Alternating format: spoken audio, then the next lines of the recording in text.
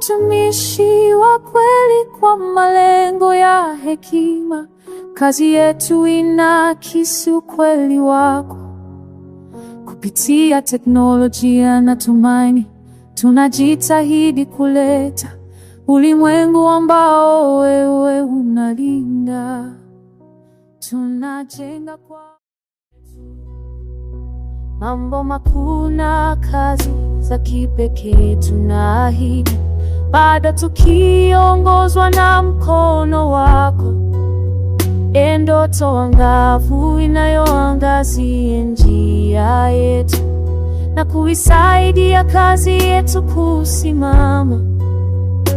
Kwa miaka 10 iliyopita na miaka ijayo, tunaahidi nguvu zetu tena. Mola bariki